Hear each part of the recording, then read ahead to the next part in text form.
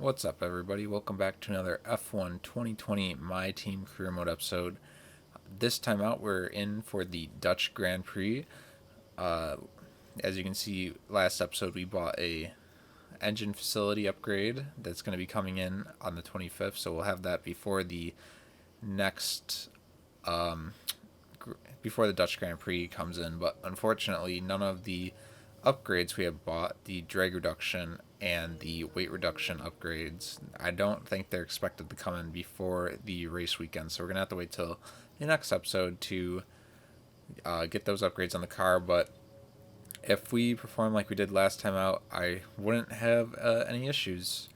I honestly forget where we placed, but I think we scored a good amount of points. It's been like a few weeks since I recorded or raced the last episode, but before we can start fast forwarding, we have a activity timeline to fill out, sponsor advertisement, and visit sponsor headquarters.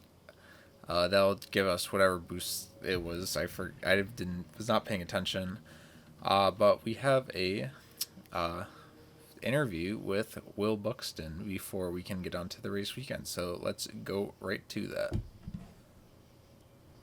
Well, it's great to be back at your headquarters, and I've got to say, an awful lot's changed since we were last here. Let's dive in with some questions. Your second driver seems to be getting much more comfortable with their car. Have you been focusing on their development?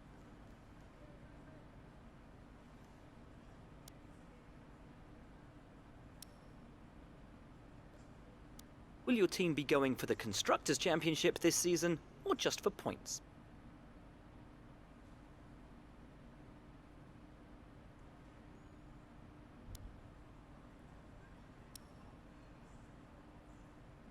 Would it be safe to say that, in terms of team orders, your career comes first in your team?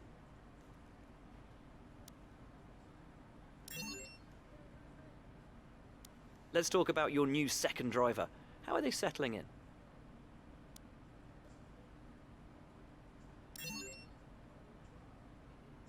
What are your predictions for your team going into this season?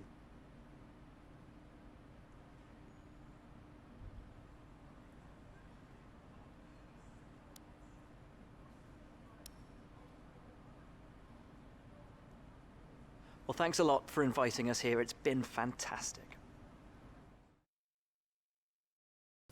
So that was a nice interview with Will. That was the first interview I think we've done with him. I probably won't show any more from here now because it's just not really that exciting to watch. But we're fast forwarding time, and we will now be heading to qualifying the race weekend. Obviously not going to show practice here, but one thing to note is that I haven't raced or driven on the circuit all too much. Aside from like that one invitational event, I haven't raced in like a F1 2020 car here. So it's going to be very interesting. As you'll see, my lines around some of the corners are really bad. And you'll see this here on this first qualifying lap. I'm going to show you the whole lap. Turn 1, you want to brake at that overhead board.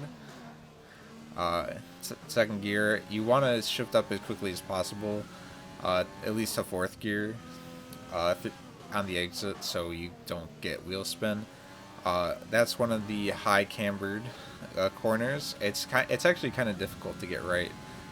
To me, I driven like 30 laps of it, or 40, 60, 50 laps over the course of the weekend, and I felt like I still wasn't getting it right.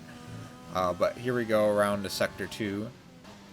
I was having trouble finding a good speed around these couple of corners. As you can see, I had a bit of wheel spin, and then I was pretty slow through that long left-hander. As we head down the next DRS straight, you want to brake at the 100-meter board, running a bit wide, and then shifting down the first gear and going a bit slow. That lost me a little bit of time, and as we come around here, it's flat out with this cambered right-hander. And it was a pretty bad lap, I'll admit. As we cross the line, we are in P8, but obviously it's still early in the lap. or in the session rather. So as we go 3 minutes left in the session, we're down in last, and I feel that the car to get myself more laps. We're on a new set of tires. I was already down the lap. I ran wide at the right-hander, so I backed out of it. So here we go for our second lap on these new tires, and as we cut to the end, you can see that I am green, and I get a really good run through the third last corner on the track. I gained like 3 or 4 tenths there, losing it going through the penultimate and final corners. I'm down to 2 tenths improvement. Let's see where that places us. P20. That's definitely not good enough for us to get through to Q2, and here we go. Third lap on these tires. Another 2 tenths improvement, but where is it going to place us?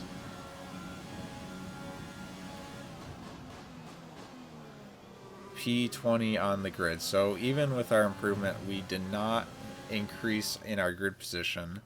So unfortunately for us, after a good run of qualifying, we are now eliminated in Q1. We got out-qualified by Hubert and also our rival, Giovinazzi. Yeah, not great. Obviously, like I said, I haven't raced here all that much, and you'll see as I go through the weekend that my lines and consistency around the track improve, but until then, we'll get to the race.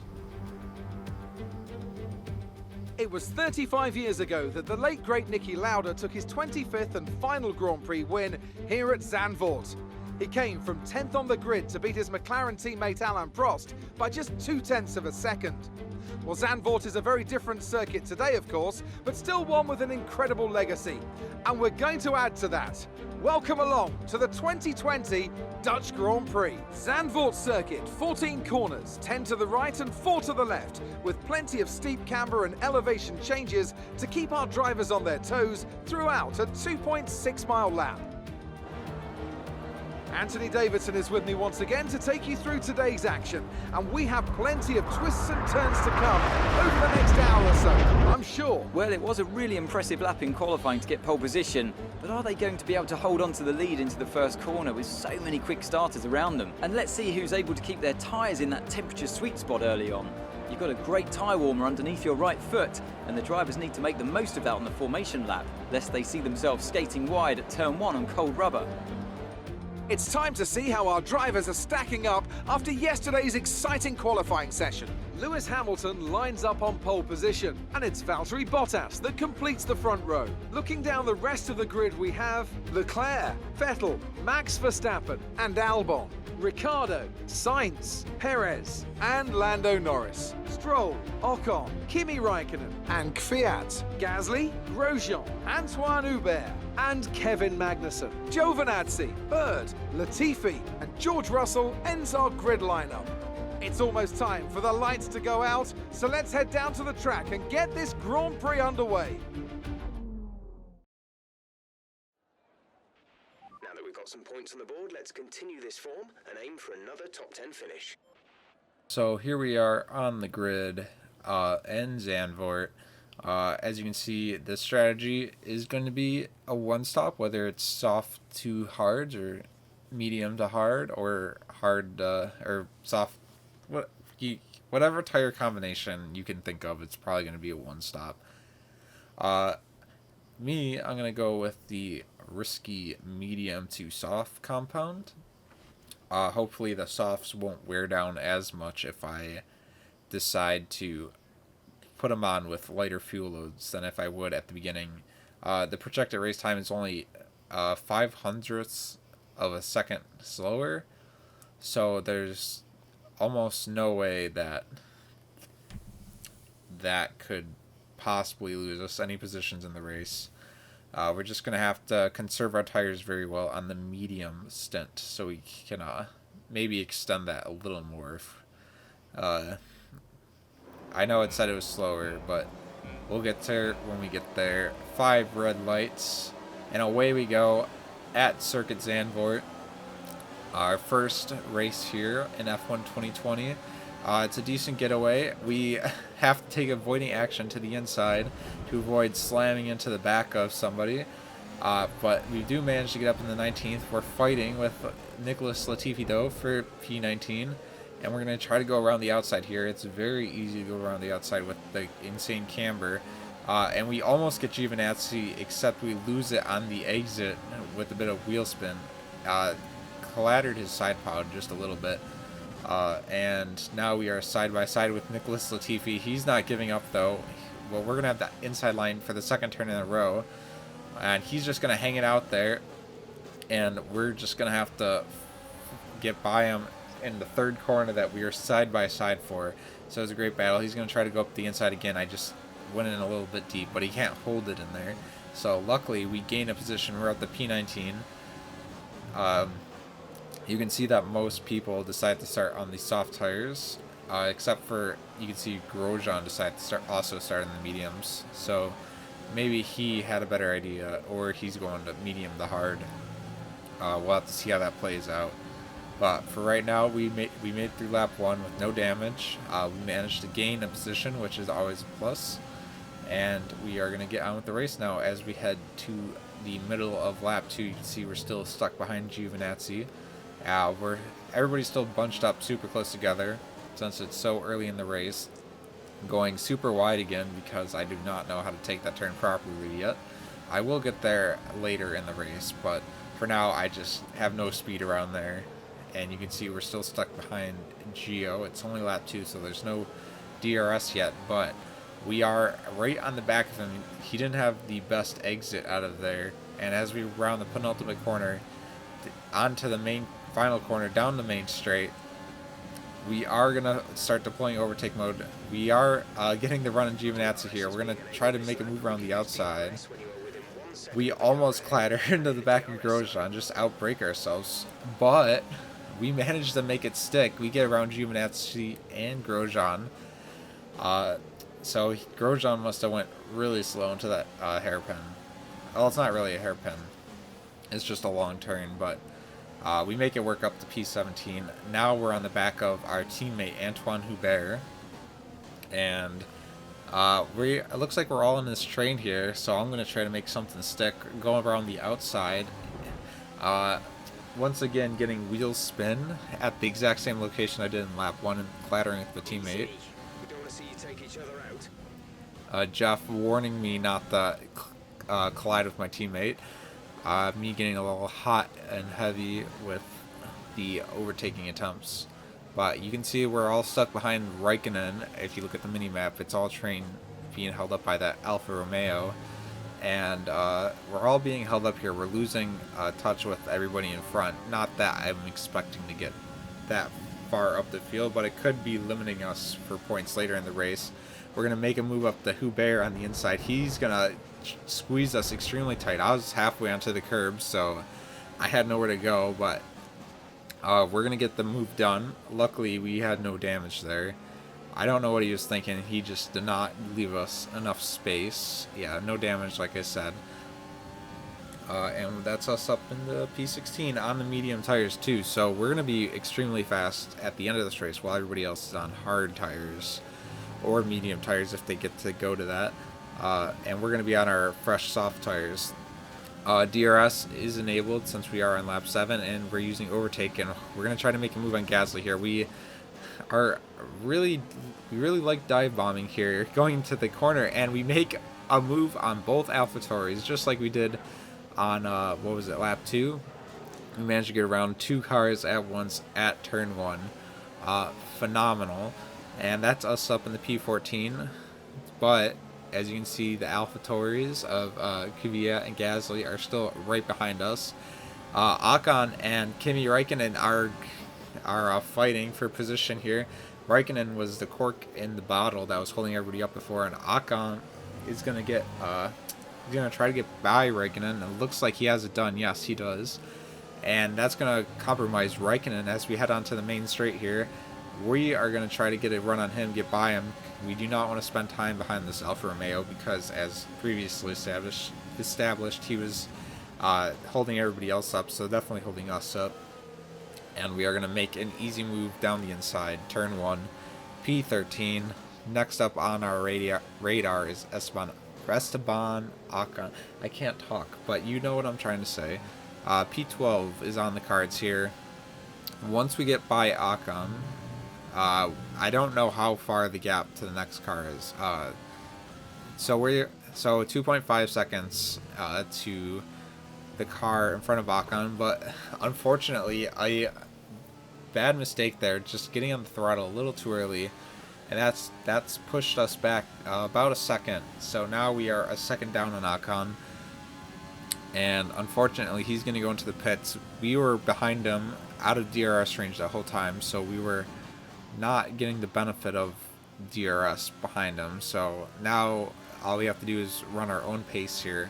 8 seconds up to Alex Albon in 6th place rather. We are in P7 because a bunch of people have pitted so far, as the soft tires have worn out earlier, and as you can see, our medium tires are starting to get a little worn out. Ricardo is hounding us quite a lot on his fresher hard tires than our worn out mediums. The left side in particular gets pretty worn out here, since you have multiple high-speed right-handers that punish the tires on the left side quite a bit. Lap 17, we are coming along pretty nicely in this race. We have to make as long as I'm not going defensive on Ricardo, then I'm not losing time, because I'm not really racing Ricardo, I think, in this Grand Prix. But we don't want to be losing any time to him. But we're gonna push as hard as we can, just so he doesn't get in front of us and cause us to lose more time. And you can see that the Renault engine in the back of the Works team is nothing compared to the Renault engine in our car. Next lap, you'll see that once again, even without running overtake all the way down the straight, Ricardo has no chance of getting close to overtaking us. Lap 22, that's 4 laps later now, you can see Sainz has caught up to Ricardo, and we are going to go pit and make our one and only pit stop of the race. It's going to be interesting where we come out. We are probably going to lose a few places to the undercut, because everybody boxed multiple laps ago. But remember that we are on fresh soft tires here, and everybody else is on worn hard tires. So even if they were on fresh hards, we were going to be way faster than they are. And as you can see, lap 25, 11 laps left in this Grand Prix, and we've caught up to Esteban Ocon again, who gained multiple seconds on us during the pit stop phase, but we are now right on the back of him as we head down the main straight here. We are going to get DRS. He's in a mini train of his own with Lando Norris up ahead, and then I think that was one of the racing points. So Lance Stroll. And we are a bit too far back to make a move on Ocon, but we are extremely way faster than him. So it's only a matter of time before we are able to get a move done. We're just going to speed up a little bit here, because you can't really overtake through these sections unless somebody makes a mistake. It's all done down the main straight, and even the second DRS straight isn't quite long enough unless, like I said, somebody makes a mistake. But we are right on the back of Esteban Ocon. I can't say his name properly. I keep putting putting an accent on the balls or something. But hopefully this is the last time I have to say it, because I am getting sick of trying to say it properly. We both have DRS, so I'm just going to try to use overtake and outbrake him. We're going to make the move around the outside, still side by side, but we managed to squeeze him out and take the position P12. Luckily, we have 2 cars right ahead of us, so we can easily get up into the points here. Both are on hard tires. We're going to speed it up once again. Lando Norris and Stroll fight in front of us. And if we manage to overtake these two and I don't see why we wouldn't be able to with the tire advantage that we have, then we should be able to get at least one World Championship point. And if you see on the minimap, you can see that Stroll's teammate Perez is not too far ahead, probably only a few seconds up the road. So before we worry about Perez, we got to worry about getting past Norris. We both get DRS. He's going to try to make a move on Stroll. They're going to come across. I brake late. 3 wide around turn 1. Who's going to come up across? We're still 3 wide going into turn 2. Contact was made with Stroll. That move was reckless. We're lucky not to have been penalised. Stroll and Norris both mostly Stroll getting squeezed between the two of us, since there was a narrowing track, but luckily we managed to come out on top of that with no damage on, so that makes us up in the P10, and now we should easily pull away 3 seconds to Sergio Perez up ahead, and maybe, just maybe, we can get 9th here and get 2 championship points. Lap 33 going into lap 34. There's only 3 laps left in this race. You can see we are in DRS range of Sergio Perez, so the move with it is within our grasp, but we were just a bit too far back to capitalize on the DRS on that particular lap. But we're gonna fast forward here and just go through the lap. If you watch the timer and our distance timer, and you can see that we're kind of hovering around a half second to Perez. Maybe losing a bit more here or there, but we really gained through these final few corners. As you can see, we went from 6/10 down to 4 to 5/10 down, and now running overtake. We do not have a lot left for rich mix, DRS, and we cannot quite catch up to that Mercedes engine. A bit of late braking really gets us closer to Perez, but we still not far enough alongside of him to make a move. We have 2 laps of fuel remaining.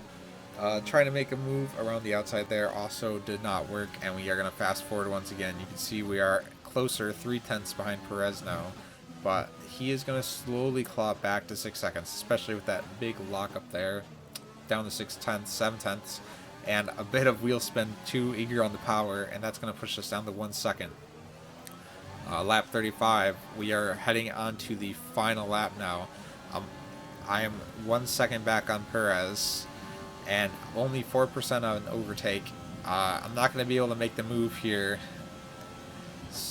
so my only chance is that last DRS straight. That's going to be the last opportunity for us to make a move. You can see race winner Charles Leclerc wins the first Dutch Grand Prix since at Circuit Zandvoort, since it has returned to the calendar.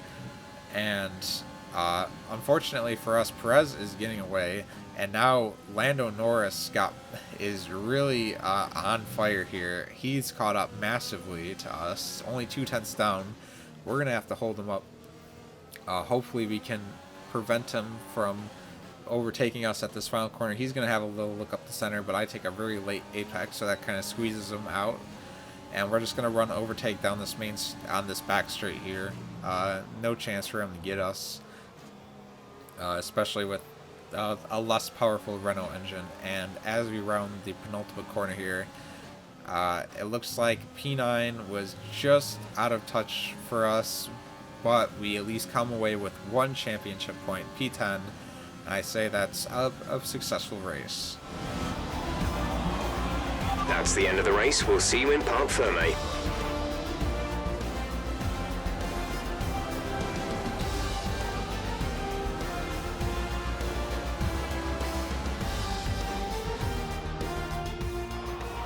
Well, what a drive that was to take the win for Ferrari today. So, Anthony, what made the difference out there today?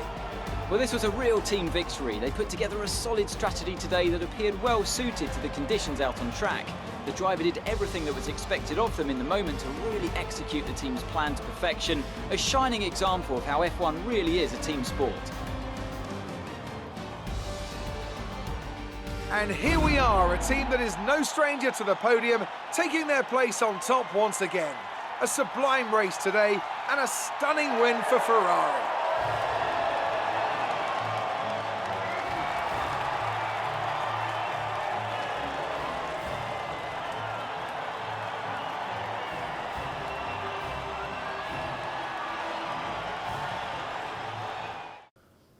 So we started at P20, started 20th on the grid, moved up 10 places, so they get 1 point. So I can't be angry with that result, especially because we qualified so badly. Unfortunately for us, Hubert didn't have quite the same race. He did gain positions, but he was a tad bit slower. He got lapped by Leclerc, so yeah. Big thing for us though is we beat Giovinazzi, our rival, so that give us some points in the rivalry that we have. Going to the driver standings, we actually lose a place to Carlos Sainz, I believe. We are tied at 14 points apiece, but he must have a higher finishing record than I do. Hubert also loses a place to one of the racing points. I think that was Stroll. Both tied with 0 points, and unfortunately the Racing Point team has overtaken us in the standings. We were kind of expecting that to happen. Sergio Perez scoring a few more points, or 1 more point than us. Yeah, but regardless, we are more of a back end team, or a low midfield team. So I was kind of expecting that this was happening, especially with like the Racing Points. They would overtake us. But yeah, you can see that we are going to get quite a bit of money from that. One of our 75 laps on the weekend and a top 12 finish net us $300,000 plus an extra $65,000 from the drivers. And that's going to push our total up to $2 million. And I think that's enough to... This week's income from the sponsors is cleared, and we're making good profit against our running costs. Well, we'll get to the money later. We have 900 R&D points to spend, 2 upgrades on the charts to come in for the next race. And I could buy that minor... any of these minor upgrades, but I think I'm gonna wait to buy one of the major engine upgrade, or one of the major downforce, any of the major upgrades. I don't know. We are basically right there, and yeah, I mean, we already have upgrades coming in, so I don't see a need to rush the minor upgrades. We could just wait, buy a major, and then hopefully get that when it comes in. We are still a bit away from AlphaTauri, but the $2 million that we have are enough to upgrade an engine facility here. We are spec level 1 on powertrain, chassis, and downforce. So I am just going to purchase the resource point generation upgrade on the powertrain. So hopefully we can up our resource points coming in and then upgrade our car at a faster rate, so we can hopefully contend with the top teams sooner rather than later. But yeah, that's about it.